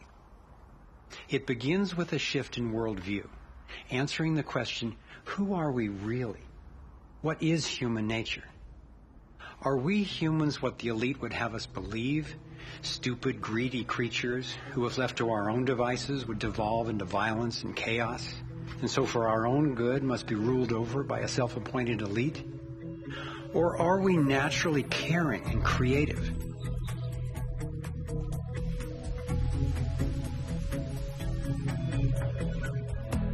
I believe when people are healthy and have what we need to survive, we can create a world based on integrity, freedom, and compassion. A world where everyone can thrive. Which of these two views will shape our future? That's our choice now. The agenda of the ruling elite is the product of a destructive worldview, based on their beliefs that there's not enough to go around, that some people are more deserving than others, and that their own safety depends on maintaining absolute control over the rest of us. In short, their worldview is based on scarcity and fear. But as powerful as they are, the architects of the New World Order cannot create their dreadful vision without our collusion. To stop them, to render their agenda obsolete, we have to wake up. We have to take action. This is like the last effort of a particular phase of civilization. It's its last gasp, really, and I often use the metaphor of the caterpillar becoming the butterfly, because the caterpillar crunches its way through the ecosystem. It's very destructive. It eats 300 times its weight in a day until it's so bloated that it hangs itself up and goes to sleep, and its skin turns into a hardened chrysalis. And then in its body you get these imaginal cells. Biologists actually call them that, forming within the caterpillar's body. The caterpillar's body then actually becomes a nutritive soup for those cells. But what's important about that metaphor is that the old and the new coexist for a while.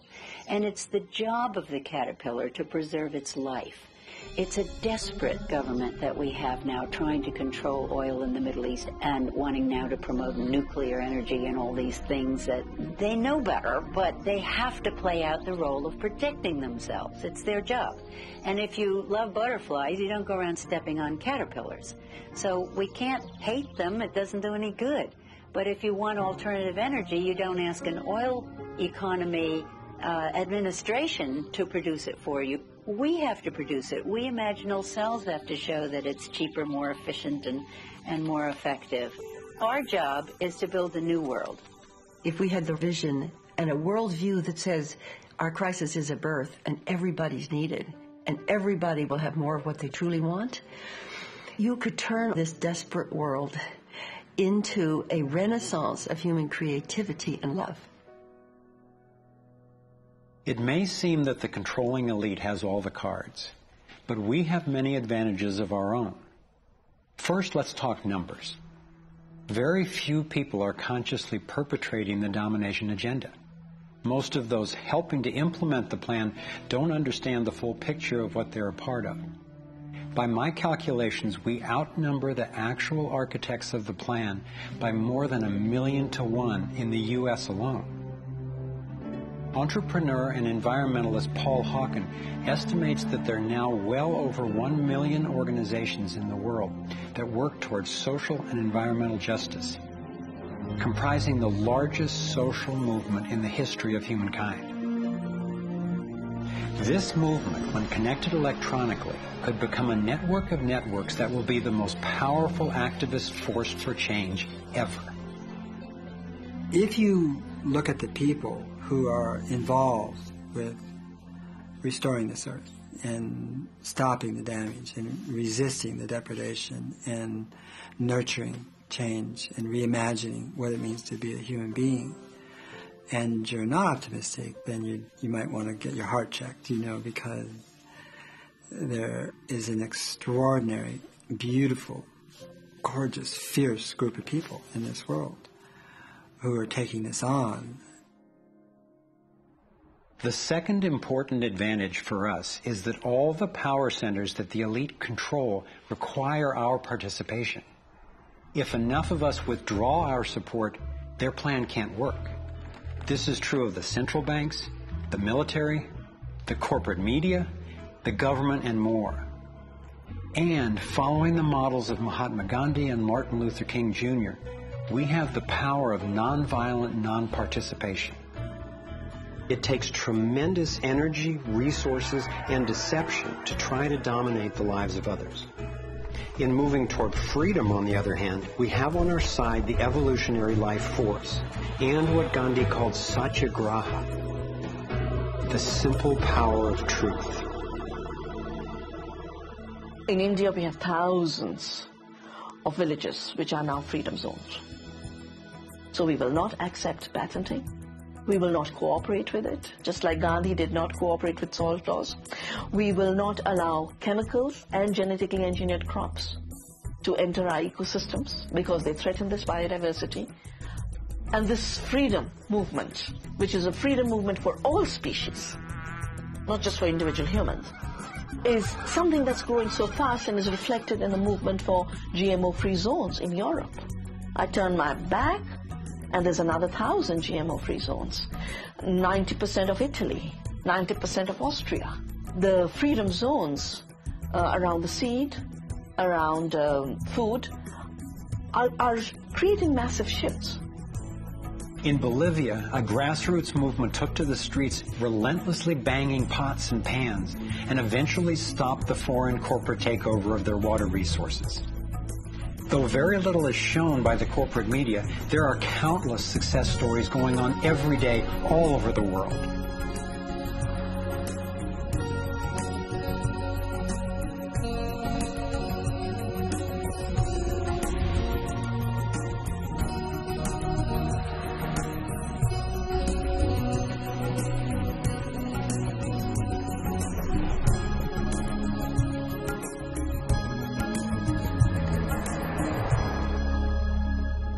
I wasn't willing to make this film until I knew there were responses that are a match for the crisis. And now the power of the internet enables us to share the breadth and the depth of this research. We've spent years creating a vast website, thrivemovement.com, that brings it all together and makes the information and what we can do about it accessible to everyone. Here you have your very own navigator module to go deeper into the main subjects covered in the film: code, problem, and solutions. You can study strategies and tactics and connect with others to take high-leverage actions. Every fact stated in this film has been independently verified, and the reference is on our website. This sector navigator facilitates whole systems thinking that recognizes that actions in one area impact all the others. The center of the sector navigator is worldview, because it determines how we experience everything that happens within and around us. In every sector, you'll find critical issues, resources, group strategies, and individual actions to peacefully and productively affect real change. Our resource tree will link you to the people, organizations, and media that we most recommend to help you get more fully educated and engaged. I was encouraged to find that there are a minimum number of actions which, working together, can tip the scales. It's not endless. Once we see the big picture, we'll look at what each of us can do to help accomplish it. Let's take a look at the strategic antidotes to their economic domination. We need to stop any more bailouts of banks or corporations, dismantle the Federal Reserve, withdraw taxpayer support from central banking agencies such as the IMF and World Bank, allow development of alternative currencies and independent banks, and refuse international taxes. My main emphasis is on solutions in the U.S., because that's what I know best. But just as the predicament is global, so are the principles on which the solution strategies are based. Here are some tactical actions that we can take as individuals that don't take much time or money to make a real difference right now. Get informed, speak up, and connect with others. Bank locally. When we move our money out of the big centralized banks and into locally owned banks and credit unions, we defund the problem and fund the solution all in one move. Buy and invest responsibly. Every dollar you spend sends a message. Join the movement to audit and end the Federal Reserve. It's robbing us. Join a coalition to keep the internet fair and open. Don't let anybody take control over it. Support independent media. Get your information from diverse sources and think about who's funding the news you get. Support organic, non-GMO farming. Join movements to bring about honest elections, including traceable paper ballots and campaign finance reform. Congress can only be accountable to us when corporations stop funding them. Advocate for renewable and new energy technology. bring the conversation about free energy out into the open, it will transform the power dynamic on this planet faster than anything in recorded history. Sign up for Critical Mass Actions. It's a strategy to leverage our power by waiting until a huge number of us agree to participate before taking an action. Imagine 1 million of us acting in unison. Then again, imagine even more.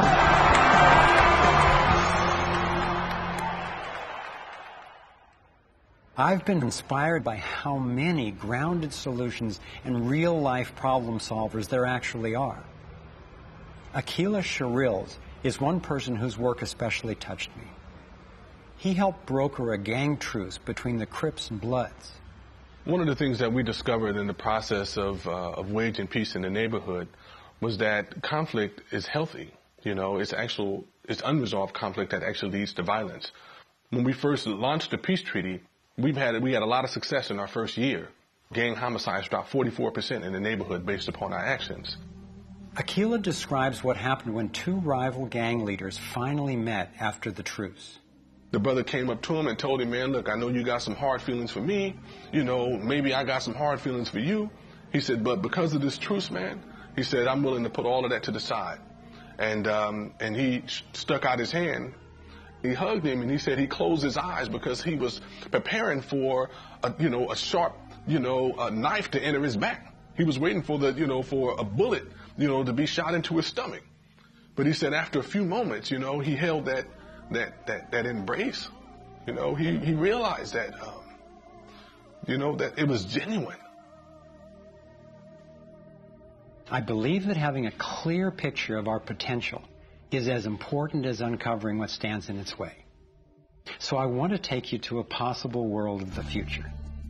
It's a world the elite would have you believe is an impossible pipe dream, but I'm convinced it's a world that is utterly within our grasp. We can create a world where people can thrive, where we can feel safe and secure. The air, water, and food are clean. A world where communities are capable of producing their own energy and food, and trade is open and fair. Rather than focusing on punishment, instead justice restores lives and losses. Insurance pays doctors to keep people healthy. Education is voluntary, serving the needs of individuals instead of corporations. We get honest feedback from independent media. There are no subsidies and no bailouts. Imagine that with an honest money system, little or no taxes, and low electric and fuel bills, you would have the money to pay off your home and car and be free to save and invest. You would enjoy more wealth, freedom, and security, all while working the same or probably less. Let's say I started a mutual fund for my neighborhood, and all the neighbors had stock, okay? And so they healed the environment, and their stock went up in value. So instead of getting drained financially, they're making money. They're making money from things that make their kids safer and prevent the planet from dying. So you kind of have your cake and eat it too. Instead of working all week to make money and then coming home and trying to save the planet on the weekends, you can spend Monday through Friday making money saving the planet and then, go to the beach. This vision of a thriving world is based on what could be called the liberty perspective. There is a simple principle that underlies this approach: non-violation. Nobody gets to violate you or your property, and you don't get to violate anyone else, except in genuine self-defense. This is the one rule I've found that every single person agrees with, at least for themselves. I believe that non-violation is the true north of humanity's moral compass and our core navigating insight. This insight can guide us and protect each and every individual as we set up voluntary, self-sustaining systems. It is a way of living that I can stand for wholeheartedly and without reservation. I've been profoundly influenced by the work of Austrian economist Ludwig von Mises, who developed a whole philosophy and economic system based on the core ethic of non-aggression. Motivated by having witnessed the ravages of communism and fascism in Europe, He committed his life to finding a just way. He recognized that those systems, as well as socialism and even democracy, wrongly assume the rights of the collective, or the group, to be more important than those of the individual. I had always gone along with the view that more people will thrive if we consider the group's needs above the individual's. But when I took a closer look, I found it doesn't really work that way. In the name of what's best for the group, governments have been responsible for most of the war, death, and destruction on the planet. More than 200 million individuals were killed in the 20th century alone. So how would applying the principle of non-violation change this dynamic? It would take us from incremental change of a fundamentally flawed system to a complete transformation where not just some, or even the majority, but everyone could truly have the opportunity to thrive. In order to implement the principle of non-violation, it makes sense to me to honestly re-examine our past, because it doesn't work to try to build a healthy living system on top of an unhealthy one. We have to go back to the most fundamental acts of injustice upon which the country was founded, in the seizure of the lands of the people, and the slaughter of their women and children, and the rendering destitute most of the remnants of these people, is such a grievous wrong that we believe that we have to deal with that, to come to grips with that in a fundamental way. Understanding that they're not wrongs that were done and completed 150 years ago. They're wrongs that are continued every single day. So you have, through the history of North America and the United States, over 500 treaties signed with indigenous nations where every single one of them now has been violated. You have, in fact, a tremendous amount of wealth having been generated from indigenous people's lands and resources, and billions of dollars every year still being generated by corporations and European nations based on the continued exploitation of indigenous people's lands and resources. If we didn't have large corporations, if we didn't have Western governments defining how you and I were to relate to each other, living here in North America now together, how would we relate to one another? How would we make it different? It's going to take time and courageous effort to shift the consciousness and accomplish the tasks that will move us toward the world I'm talking about. And yet I know of no greater gift that we could give to future generations. We can't do everything at once. I envision 3 overlapping stages of the solutions process. In stage 1, we bring as much integrity as possible to our current systems. If we cut the U.S. military budget in half, it would still roughly equal the defense spending of the entire rest of the world. Between that and getting rid of the Federal Reserve, over $1 trillion a year would be freed, enough to feed everyone on our planet, deal with social issues, and heal our environment. Many people believe that widespread starvation and poverty are inevitable, but compared to war, eliminating poverty and restoring the environment are cheap. According to Lester Brown's Earth Policy Institute, it would take under $200 billion a year to restore the Earth's environment and meet global social goals. But this stage isn't the end goal of the liberty perspective. While stage 1 has a lot of the compassion typically associated with a liberal Democrat agenda, stage 2 reflects much of the wisdom of the traditional conservative worldview. In stage 2, we shrink government's role to protecting individual liberty and stewarding things we share in common, like ecosystems and the airwaves we use to communicate. As the system gains integrity and we move to sound currency, people will have enough money to have more control over everything that affects them. Stage 3 grows out of the increasing freedom that people gain in stages 1 and 2, as they have more money and more time. There is no involuntary tax and therefore no involuntary governance. There's no monopoly on force. There are rules, but no rulers. Rigorously protecting individual rights turns out to be key for honoring our interdependence. We can be distinct and unified at the same time. As utopian as this can sound at first, I've been thrilled to see how much practical thinking has been done to deal with tough issues like healthcare, crime, and education. These three stages validate the best of both the liberal and conservative perspectives that have divided us for so long, and then reconcile them at a new level, around non-violation, a core ethic we all share. Stage 3 honors human incentive and finally includes the rights of not just many, not just most, but everyone. The Torus provides a template for a society based on integrity and wholeness. It conserves what's working.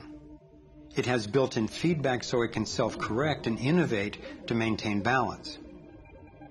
We can apply these and other features of the Torus dynamic to our human social systems. I truly believe that aligning consciously with the fundamental life energy pattern at every level, physical, emotional, mental, interpersonal, and environmental, is ultimately the art, the science, and the celebration of love. And that's what we're here to learn. The fundamental insight of our interconnectedness changed the way I approach everything. In my own life, I found a practical expression of this philosophy in the modern, nonviolent martial art of Aikido. It offers powerful guidance on how to respond effectively and non-aggressively to the global domination agenda. Morihei Ueshiba, its founder, taught that to practice Aikido, one must mimic the movements of atoms and galaxies. Just as free energy technology blends with the toroidal pattern to access unlimited power, Aikido, the way of harmony, blends with the energy of an attacker, redirecting it to peaceful resolution.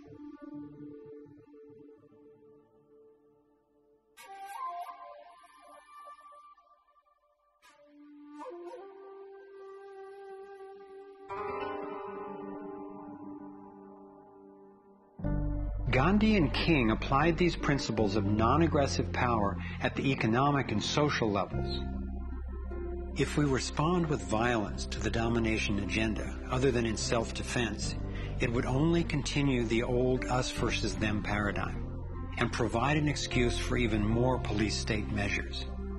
I believe that it's essential, both morally and strategically, that we take the path of non-aggression. There is another aspect of the Torus that has profound implications for how we can respond to the challenges before us. It is the absolute stillness, the 0 point, that lies at the center of each toroidal system. I believe that you and I, as well as every other being, are Torus energy fields, centered by stillness and each connected to one another and to the boundless consciousness of a living universe. As much as I benefit from the experience of others, as highlighted here with the Navigating Insights, and as valuable as daily feedback is about what's really going on in the world, as we see with the vitals, I've come to recognize that our primary compass is our own inner guidance. As we learn to quiet the noise and amplify the inner signal, we can better hear the voice that naturally knows and offers wise direction. We have an entire inner life, a vibrant and lively inner life that is truly the navigator of the path that we take on the outside. If your inner life is the driver of how you show up in the world, it makes sense that if you want to have anything to do with where you're going, that you have to be in relationship to that inner life. You have to be in relationship to the driver. As we develop increased relationship to who's in the driver's seat, what happens is that there is a synergy. It's a symbiotic relationship that our inner lives are actually able to be more in tandem with where we're choosing to go, and we're able to get there. We're not nearly as insignificant in our impact as we think we are. In order to heal the world, we have to start telling a different story to ourselves. We have to start engaging in a different story with others. It's our collective story that manifests as the world. Humanity is now in a very interesting evolutionary phase in which we move from hostile, aggressive competition, which is the nature of young species, into a more mature mode of cooperation, collaboration. There's no question in this country that money, that capital is being increasingly concentrated in the hands of a few. And those who are so powerful are concentrating it further. But there is a force that's more powerful, and that's the power of the people. When we look at the crises now, it is so easy to fall out of love with life. It is so easy to get pessimistic and desperate. But from my perspective, the crisis has matured to the point of being on the threshold of mass awakening, and that feeling inside me gives me the vitality to know that no matter how small what I'm doing looks to me in the face of these huge problems, that the impulse of evolution is not small. And when it's in everybody who's waking up, it's huge. And as more and more of us are waking up, linking up, and daring to speak up, the scheme for global domination is being exposed. And we're discovering solutions that can create the world we yearn for and deserve. Again and again throughout history, when people have recognized tyranny rearing its cruel head, they've come together and stood up for liberty. I am confident humankind will look back on this period and be proud that when we saw, we acted. Thank you for coming on this journey with us. I'm convinced we have what it takes to thrive. Let's make it happen.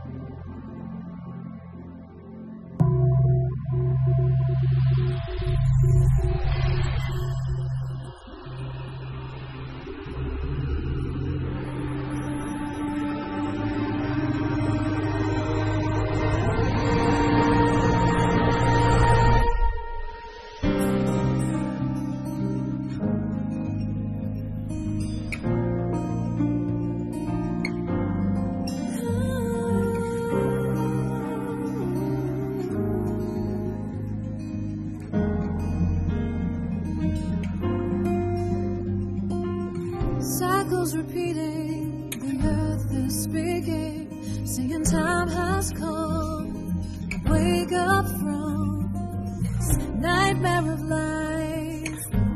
So many shattered lives reaching out, crying,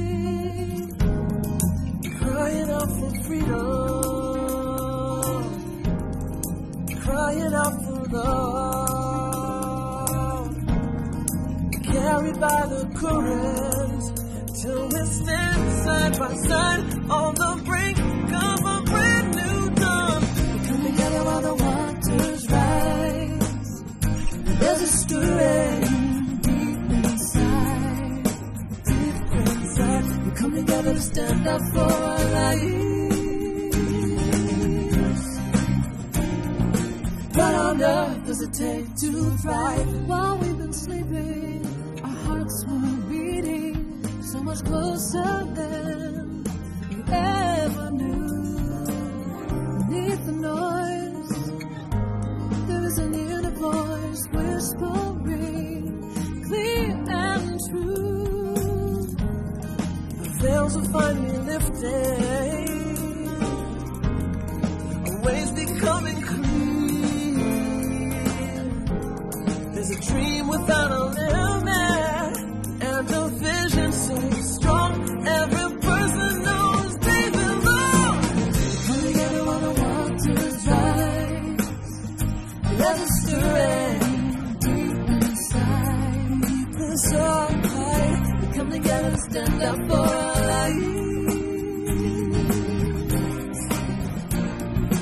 What on earth